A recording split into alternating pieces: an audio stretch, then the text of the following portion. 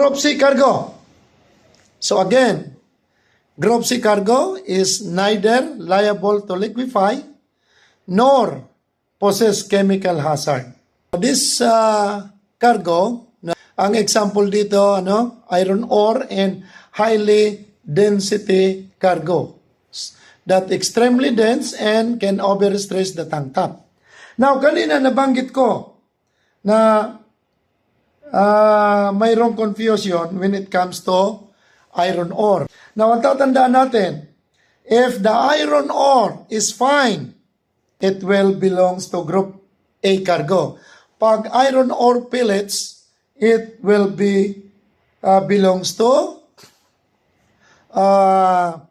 Group C.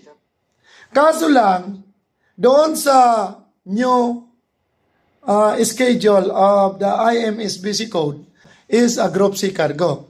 Now, based on the research, pag iron ore fine, mayroong moisture yun. Kaya, pag iron ore fine, it will belongs to Group A cargo. So, kailangan din natin na i-confirm sa shipper and humingi ng certificate na ito ay Group A cargo.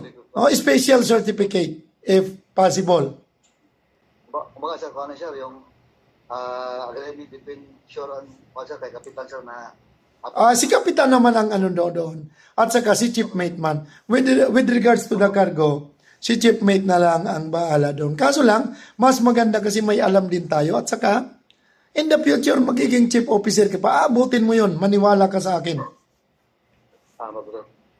Okay, so, yan. Isa pang mga sample ng yung mga sand and fine particles, materials. Gaya ng yung kanina sa alfalfa. Di ba? Yung powder. So, that is considered as Group C cargo. Simento is also Group C cargo. Sun and fine. Group C sir.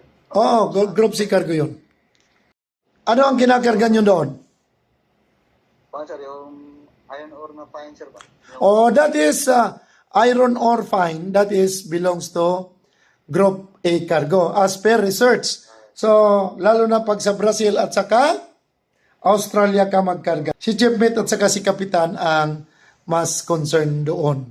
So, as a third mate, Ako, sir. ano?